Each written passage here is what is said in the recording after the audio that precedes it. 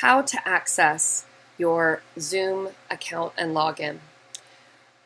The first thing you want to do is go to moodle.loyola.edu and log in and go to your home page. So your page should look similar to this. On the left, under Faculty Support, you'll see the icon, the link Zoom Login. You want to select that. It will take you to this new tab, and what you want to do is you want to sign in. This sign-in will be the same credentials as your email for Loyola.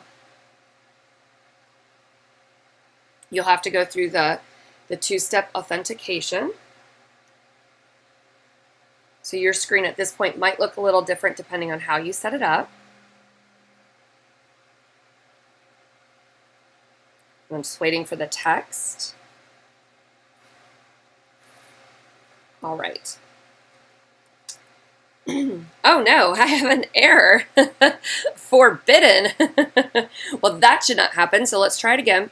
So what I did was I went back to the Moodle tab and selected it. All right, there we go. So I'm going to do that again just because it went really quick. So I got this error message. You may or may not get this error message. If you get this error message, you can just go back to the Moodle tab and select Zoom Login again. It takes you back to that Zoom conferencing. I want to sign in. And it took me directly to my Zoom page. This is because I signed in on this error when I did this error, and I'm all in the same Chrome browser still. And so you want to have, your Zoom will show up similar to this. I'm going to close that error out.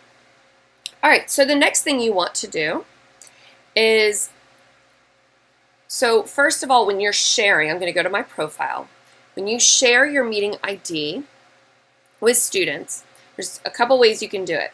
You can share this meeting ID. You can edit this ID, and I changed it to my my phone number. It's my cell phone number for the students to be able to contact me, and so it's easy for me to remember. So you can copy and paste this and send it to the students. If you do that, then to start your Zoom room, you want to go to Meetings. Under Meetings, you want to go to the Personal Meeting Room and then select Start Meeting.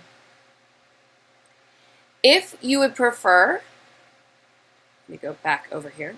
If you would prefer to schedule a meeting, you can do that here through Schedule a Meeting. When you do that, you'll want to share that instead of sharing your personal meeting ID. When you schedule a new meeting, you will want to share the meeting ID for that meeting with your students. This is up to you. What I do, just to give you context, I share this meeting ID with my students. I put it in my Moodle. It's on my my signature of my email. It's in my syllabus. I share this meeting ID. And then whenever we meet synchronously, if I have office hours via Zoom, anything like that, when I go to meetings, I go to my personal meeting room and I start the meeting. So I'm going to go ahead and start my meeting, similar to if I had a class. So there are a lot of settings you can have in your meeting. And my meeting, I have that the video will not start automatically for me. I also have that this is muted. I'm going to keep this muted and this off for right now for training purposes, for this purpose of this screencast. Managing students means that I can see, or managing participants, excuse me, means that I can see who's in it. This is not a scheduled time for me to come in, so I'm not going to have anyone in it. I can also use the chat as students have questions or if there's any troubleshooting. It's especially important if they cannot hear. Because they'll type, I can't hear anything. And so being able to troubleshoot that. On this toolbar, as the host, and you can see I am the host, I do have the abilities to give others the host to pass the host off, but typically in my classes I don't need to. So I am the host. So under these, as the host, I have a few options. Under More are Breakout Rooms. So when you select the breakout rooms, you can select as many breakout rooms as you want. So if I have 15 students, I tend to do 3 or 5 breakout rooms depending on the size of the groups I want. The same if I have 25 students. I usually do 5 or even 8 breakout rooms. Excuse me. So the other thing you can do with breakout rooms is you can have Zoom automatically group people, so it's random. People are just placed into groups, or you can manually group the students. So I'm going to create 3 rooms, and I'm going to select manually, because automatically will automatically do it so you can see the manual. So what will happen is this will open. Now, your participants need to be in here for you to start assigning. So you can see I don't have anyone in these breakout rooms. I have the ability, I didn't know this, I have the ability to rename. So maybe instead of breakout room 1, I say group 1, group 2. So I can rename these. So this you can do prior to the students coming in, but actually assigning the breakout rooms is not that assigning is not available until people are in your Zoom session. So you can see all participants have been assigned to breakout rooms. This is because I'm the only one in this Zoom room. If not, this box would pop up with students, and I would select who I'd like in this room. And then I could do it with this one, I'd select who I'd like. And then with this breakout room, I could select who I like. You can also add a room if you need more. So if you accidentally hit 3 and you're like, oh, I actually need 4, you can create a new room. You can also recreate them. So what will happen, so I'm going to rename this to group 3. Oops. Hit the wrong button. It doesn't matter.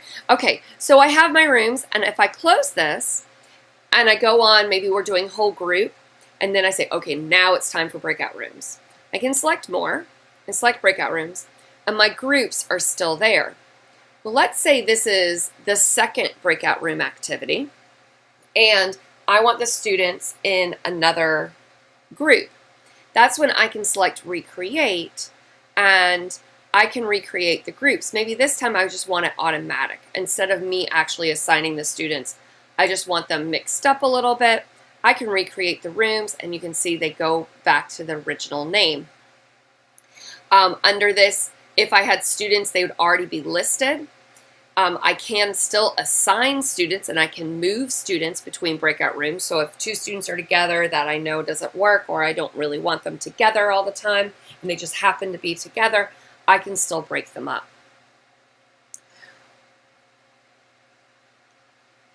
All right, so I'm gonna start.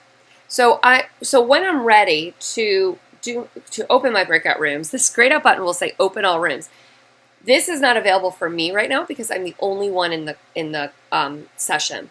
If I had 5 or 6 people, I would be able to open the rooms, and at that point, the participants would have 60 seconds to a message will pop up on their screen in which they can select to enter the room. If they don't, sometimes the students are on a different page. They're over here maybe looking at the agenda. If that is the case, then they will be automatically redirected to that breakout room within those 60 seconds. Then you, as the facilitator, once everyone's in their rooms, if you go to more and select breakout rooms, you can then go to each room. There will be a join button here, so you can pop between rooms. So you can go into the room, see what's going on. I always tell the students that I'm going to be doing that, and then when I come in, I either use the chat or say, hi everyone, I'm in here, because what will happen is the students will get in this breakout room and they'll start doing the activity that you gave them. They may not be on, I'm going to close this, they may not be in this Zoom. They may be over here and not even realize, as you can see, I can't see the Zoom, they may not even realize that you are in there listening and talking because they're not actively on this screen. So I usually come in and say, hi everyone, how's it going? I'm in this room right now, just to, so I don't scare them later or I don't feel like I'm lurking. And so that's how you do to end the breakout rooms. When you're in a breakout room or in the main session, when you're finished, it will say, instead of open all rooms, grayed out, it will say close all rooms. You will also, once the rooms are open, you'll have an icon to send all attendees a message. So I usually send a message saying, we're going to close the breakout rooms in 2 minutes. And then after a minute, I close the rooms.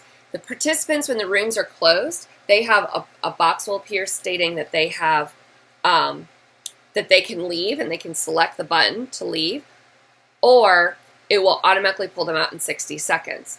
So 60 seconds is kind of a long time when you're waiting in the main room and the people are still discussing or they're trying to wrap up. It feels like a long time, but they will eventually come back to you. So that's why I like to give them a 2-minute warning so that they know it's coming, and then have them, and then close it out is another minute. So after a minute after the warning, I close it out, and that's the 2nd minute. So that is how you do, you get into your Zoom and do breakout rooms.